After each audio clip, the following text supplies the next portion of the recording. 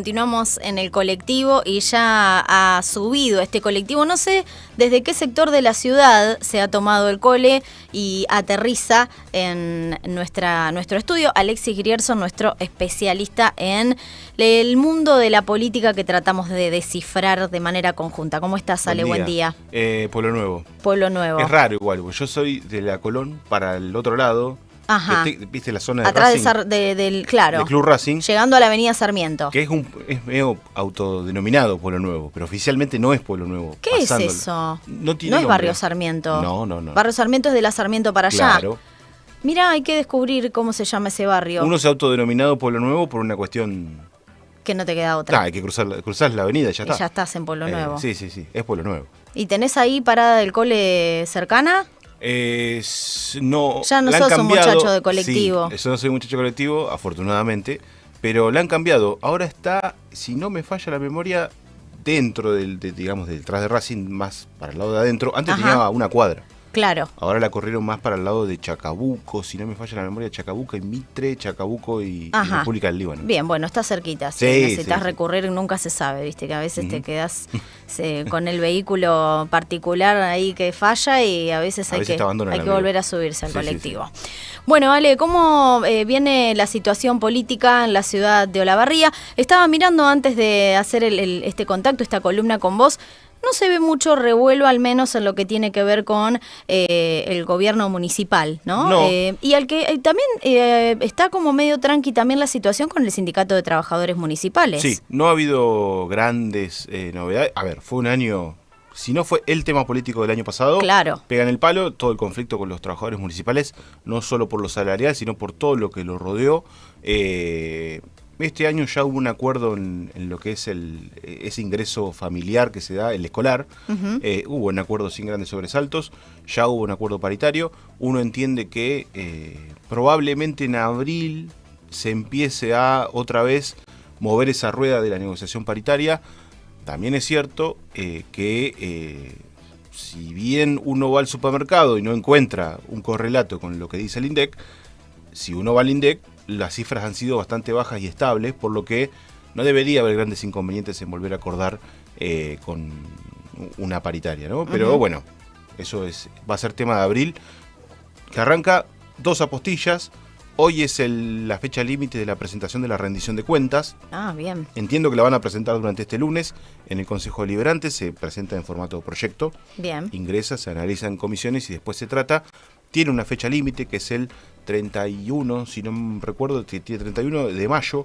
Esa es la fecha límite. Para su tratamiento. Que se tiene que tratar, aprobar o desaprobar, se tiene que tratar antes de esa fecha. Tema álgido en gobiernos municipales previos, con muchas denuncias públicas y por parte de la digamos, en el ámbito judicial también. Sí, porque ha habido déficits importantes, sobre todo en la gestión Gali. Hay uno como muy célebre que se trató este año. Las ensaladas y todo eso, ¿te acordás? Sí. Eso. La gestión Gali nos ha dado muchas noticias. Muchos títulos. Sí, eso por un lado, y por el otro, hoy viene el ministro de Salud, Nicolás Kreplak, va a estar en la Facultad de Salud a partir de las 6 de la tarde. No viene por ahí en condición de gestión exclusivamente, que eso es algo particular, viene a presentar un libro junto a otra autora más vinculado a temas de salud y a la gestión pública. La verdad que va a estar interesante porque se abre el debate. Va a ser en el Zoom de la facultad, por calle Merlo, a partir de las 6 de la tarde. Esas son las 2 apostillas que traje hoy. Bien. Vamos a hablar del desdoblamiento de las elecciones, o no. Para aquellos que no vienen siguiendo el tema, La Nación hace poco suspendió las PASO y cambió el sistema de elección. Bien. No vamos a votar con la tradicional boleta sábana, sino que vamos a votar con la famosa boleta papel única. Sí. Es decir, en una sola boleta van a estar todos los candidatos, hay que marcar con una cruz o lo que fuere que nos presenten y con eso ya registramos nuestro voto a un partido político. ¿Qué pasa?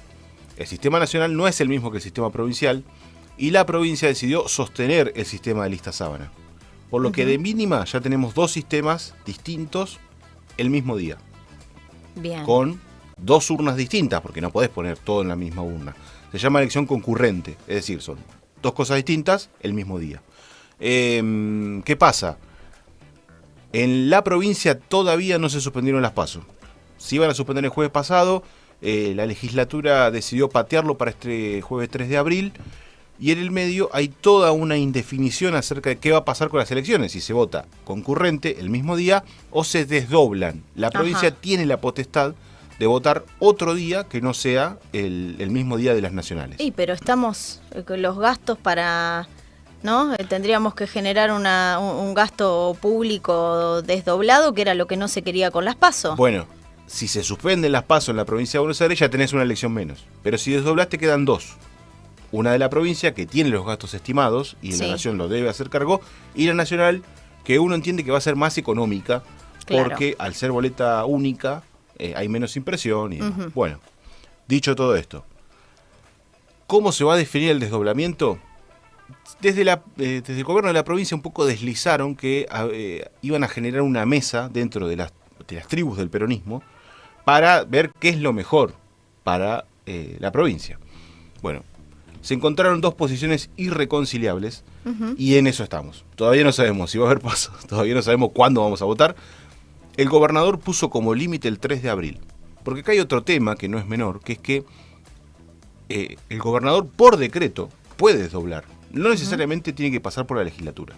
Bien. De hecho, hace unos días el kirchnerismo, como se puso tipo estoy acá, diciendo o presentando un proyecto en la legislatura para hacer las elecciones concurrentes, suspender las PASO y hacerlas concurrentes. Hace un ratito nada más, y por eso viene un F5 interesante, el ministro de Gobierno Carlos Bianco dijo, eso es inconstitucional, digamos, meterse o legislar alguna condición que tiene el gobernador para gestionar es inconstitucional. No queremos entrar en polémica con el kirchnerismo, digo, esto de fondo trae una interna muy fuerte entre el espacio del gobernador y sobre todo la cámpora. No queremos meternos ahí, pero están haciendo cosas que no van con la constitución de la provincia de Buenos Aires. Bueno, en ese tironeo no se sabe, pero sí se sabe que el gobernador ya hizo trascender que el 3 de abril, después de la sesión de diputados y senadores, donde se trataría la suspensión de las PASO, ahí definiría por decreto, si no hay una definición previa en la legislatura, de desdoblar las elecciones. ¿Cuándo serían? Es la gran fecha. Claro. Porque hay que entender también que se deben respetar tiempos, no de convocatoria, no solo de convocatoria y cierre de listas y demás, sino de tener cierto aire con las nacionales. Porque si vos, por ejemplo, la haces, vamos a suponer, a fines de septiembre o a inicios de octubre, la elección se choca con la campaña nacional. Entonces hay que tener cierto aire como para entender y separar las dos cuestiones. Porque genera mucha confusión también en el electorado, ¿no? Exactamente. Sobre todo eso lo importante. Para llevar claridad, la elección nacional solamente va a haber una boleta en la cual se van a designar o decidir los diputados nacionales representantes de la provincia de Buenos Aires. Bien. Solo eso. En la provincial se van a definir en este caso Olavarría, senadores provinciales, estamos en la 7ª sección, y los concejales y los consejeros escolares. Son esos tres ítems que se dividen en dos partes de boleta. Sí. Es un lío, es una ensalada. El kirchnerismo sostiene que deben ser concurrentes justamente para exponer la decisión que tomó el gobierno nacional y además para discutir los temas nacionales, es decir, para nacionalizar la elección. Ellos creen que si se desdobla y se hacen provinciales por un lado y nacionales por el otro, las provinciales van a provincializar una elección donde consideran que el gobernador no está en el mejor momento como para plebiscitar su gestión. Bien. Eso por un lado. Por el otro, el gobierno bonaerense cree que tiene el volumen como para salir a plebiscitar la gestión, que les va a ir muy bien y que además después van a exclusivamente nacionalizar la elección. Por eso digo que está bastante interesante las posturas. Como siempre sabemos, el kirchnerismo, con el liderazgo de Cristina Fernández de Kirchner, es quien tiene la teoría principal que derivó en el proyecto, y del gobierno bonaerense la principal figura es Axel Kicillof. En eso estamos. Hace unos días, 44 intendentes firmaron un pedido al gobernador de que desdoble las elecciones, y acá es donde viene el anclaje local. Entre esos 44 no está Maximiliano Wessner, no está Nelson Sombra, que son los intendentes por ahí más alineados al kirchnerismo en la sección, y obviamente uno hace las consultas pertinentes y la postura es: queremos que sean concurrentes, queremos que se vote el 26 de octubre. Por las razones un poco generales que recién contaba, no hay grandes diferencias en torno a la postura. Lo concreto es que tanto los gobiernos de Olavarría como de Azul prefieren que sean el mismo día, votar una vez. Además también está toda esta discusión de que la gente, entre comillas, no quiere ir a votar. Claro. Entonces hay posturas muy encontradas. Sí, hay números en realidad también, ¿no? De la baja concurrencia a los comicios, a las fechas de comicios. Imagínate que sea doble, y con lo que también genera en el hecho de ciertas personas que se les dificulta acercarse hasta los establecimientos educativos o los lugares donde tengan que votar, es complicarla un poquito. Sí. En realidad. Es complejo. Además, imagínense que todavía no está definido cómo sería una concurrente. Claro. Si es 2 urnas en una mesa, si son 2 mesas, esas 2 mesas, ¿cuántos fiscales necesitas? Terminás siendo, digo, por lo general, necesitas 300 personas para tener fiscales en todas las mesas del partido de Olavarría. Es muchísimo. Si lo multiplicás por 10, son 3.500 personas abocadas a un proceso electoral, es mucha gente. Y no hay tanta gente para eso. Y que también cuesta conseguir, ¿no? A cada uno de los partidos, de los espacios políticos, les cuesta también armar sus mesas en diferentes lugares. Tenemos otro tema. Vamos a hablar de las elecciones aquí en la Unicen. Es un tema que ha ganado una agenda en las últimas horas, sobre todo por la visita de 2 candidatos a rector. Estamos hablando de Marcelo Aba, quien estuvo el viernes en la inauguración del edificio de la carrera de agrimensura de aquí, del campus universitario. Sí. Y por el otro lado de Laura Giosa, la doctora Laura Giosa, es abogada, decana de la Facultad de Derecho de la ciudad de Azul, quien estuvo con su compañera de fórmula, la decana de la Facultad de Exactas, que tiene un apellido muy complicado, no lo recuerdo exactamente, por eso no lo vamos a mencionar para no meter la pata, pero estuvieron en fórmula Silvia Chepis. Exactamente. Sí. Estuvieron en el auditorium de la Facultad de Ingeniería presentando la propuesta ante, a mi entender, muchísima gente que llenó el auditorium y escuchó las propuestas de las 2 decanas, que tienen una propuesta interesante, digo, teniendo en cuenta algunas cuestiones vinculadas a la regionalización de la Unicen, algo que se ha intentado muchas veces, incluso con un rector olavarriense que ha sido el ingeniero Marcelo Espina, pero bueno, viene con un poco de aire fresco en contextos de crisis, y me parece que va a ser importante tener en cuenta esa palabra para todo lo que pueda llegar a pasar en las elecciones de la Unicen. Crisis, ¿cómo se gestiona una crisis en este tiempo, en una universidad? Y con algo que no tiene pinta de mejorar. De hecho, la propia Laura Giosa lo dijo públicamente, hay que saber convivir con el no diálogo, por lo menos con este gobierno, y cómo se hace para obtener financiamiento para las distintas carreras, las facultades, los grupos de investigación. Eso es un universo gigante el de la Unicen, que tiene 3 sedes en Olavarría, con la particularidad de que justo la semana pasada se conocieron 2 cosas. Primero, elección a rector, 14 de mayo. Se definió en Consejo Superior, ya está la fecha definida. Incluso la propia Giosa dijo que está bueno que sea el 14 de mayo.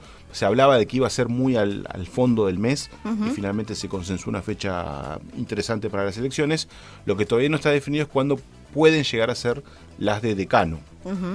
Con la particularidad de que Olavarría tendría por primera vez en su historia 3 elecciones, tanto en sociales como en ingeniería como en salud. Esta es la aclaración máxima que voy a hacer en esta etapa. Esto es una foto de lo que pasa hoy en las 3 facultades. La película es más compleja. De hecho, hace algunas semanas teníamos casi la certeza de que Marcelo Espina podría ir por un nuevo mandato como decano en la Facultad de Ingeniería. Esto finalmente se descartó, y María Peralta será un poco la voz de buscar un nuevo mandato. Sería el segundo en su carrera como decana de Ingeniería. Y desde el sector de los docentes y los estudiantes se postuló, esto fue una sorpresa que sorprendió a más de uno, sobre todo al final de la semana pasada, a Bettina Bravo, que es una ingeniera que de muchísima trayectoria dentro de la Facultad de Ingeniería, que tendría aspiraciones de por lo menos pararse frente a María Peralta de cara a una posible sucesión, ¿no? Eso dependerá del voto de los claustros dentro de la facultad. En salud ocurrió algo incluso más particular.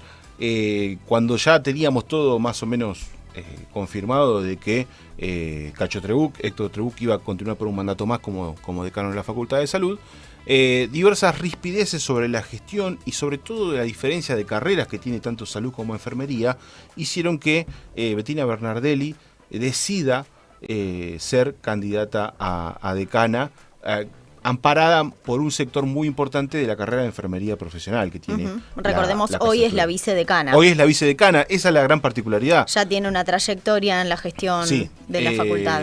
Fue la vicedecana en los últimos 4 años, acompañando a Cacho Trebuch. Y es enfermera. Es enfermera. No, hay toda una impronta por posicionar a la carrera de enfermería con un mayor peso y una mayor importancia en la ciudad, por lo que se requiere de esa profesión, ¿no? En el hospital municipal sobre todo. Sí, en el hospital, obviamente, del sector de salud pública y en todos los centros de salud públicos y privados del distrito y me atrevo a decir de la región. Sí.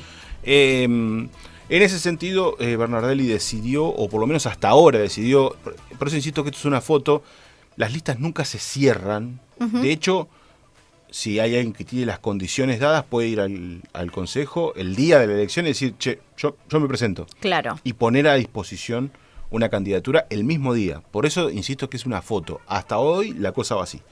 Y lo de sociales, que ya es bastante público. ¿Podría decirse que sociales entonces es la facultad que más preparada está o que más se está visualizando sus elecciones y que las está poniendo en discusión y hay espacios de diálogo, de debate, de intercambio que hemos participado muchos de quienes hacemos Radio Universidad, donde hay proyecciones y uno entiende por qué caminos, que en algunos puntos, y esto ya es una opinión personal, son muy similares, pero uno ya puede estar como más empapado de la elección. Podríamos decir que entonces ingeniería y salud están aún ahí en el recorrido. Como sociales hace 2 meses. Exacto. Sí. Bien. De hecho, un análisis que se deslizó de toda esta situación es que sociales fue como la que dio el puntapié para todo este efecto contagio que ha generado en las otras 2 casas de estudio de La Barría. Como decíamos, Olavarría, sociales, tiene 2 listas, Gustavo Flesborg, Nicolás Casado por un lado, Maximiliano Peret, Emilio Tevez por el otro. Y lo que me gustaría resaltar es un análisis general, esto ya es propio, va más allá de por ahí lo que se pueda ver. Lo que se está poniendo en discusión son 2 cosas que me parecen fundamentales. Primero, el rol de las carreras dentro de las facultades. Si uno analiza las 3 elecciones, todas están más o menos discutiendo lo mismo. El rol de, ¿por qué esta carrera gestiona hace tantos años? ¿Por qué un médico tiene mayor preponderancia que una enfermera? ¿Por qué en ingeniería hay algunas ingenierías o algunos sectores que tienen mayor poder que otros? Y lo segundo, justamente eso, se están discutiendo las raíces del poder de la universidad en sus distintas casas de estudio. Esto no se entienda como algo malo, porque muchas veces dicen, el poder uno lo relaciona rápidamente como si fuese el padrino. Cuando en realidad el poder es la persona o las personas que toman las decisiones. Es ordenador. Exactamente. La mala ejecución de ese poder lleva a consecuencias negativas. Pero si no están establecidas las dinámicas de poder, es lógico que sería una autarquía, ¿no? No podríamos caminar hacia un rumbo. Sí, es interesantísimo que se discuta el poder, ¿no? Claro. Se está discutiendo, en los últimos años gestionaron estas personas de estas carreras, amparadas por ciertos dirigentes de ciertas líneas políticas. Hay algunos que están de acuerdo, hay algunos que no. Bueno, discutamos eso. Eso Bien. Me parece que hace muy sana la discusión y realmente es importante teniendo en cuenta el futuro de la universidad. No hay que olvidarse de la cuestión presupuestaria, sí, del contexto salarial, nacional, totalmente. Del momento de los claustros, sí. ¿no? Y también me atrevo a decir de los estudiantes, que me parece que en esta elección van a tener un rol muy importante. Los estudiantes no solo por el hecho de vivir la facultad todos los días, sino por el hecho de solo acceder a la educación universitaria. No, con esto no estoy diciendo que se va a privatizar, pero por ejemplo, alguien que no es de esta ciudad, que quiere venir a estudiar acá, no es como antes que por ahí uno aspiraba a irse a Buenos Aires, a La Plata, no le daba el bolsillo y terminaba eligiendo carreras de la UNICEN. Ahora es ni siquiera poder venir a estudiar a la UNICEN. Claro. Entonces, esas discusiones me parece que van a ganar terreno de acá a mayo para el rectorado y para ciertas fechas que todavía no están definidas. Se hablaba de qué iban a hacer después del rectorado. pero eso lo va a definir los diversos claustros próximamente. Me atrevo a decir en las próximas semanas, no va a durar mucho más. Y ahí se van a definir los futuros de las 3 facultades de la Barriga. Muy bien. Bueno, Ale, estaremos entonces actualizando eso en su momento. Muchísimas gracias por esta columna, como todas las semanas. Un placer tener a Alexis Grierson por aquí. Invitamos a que allí sigan también la página central de noticias, que gracias. Va informando diariamente a la comunidad olavarriense y a la región de lo que va sucediendo. Bueno, gracias, Ale. No, por favor, gracias a ustedes.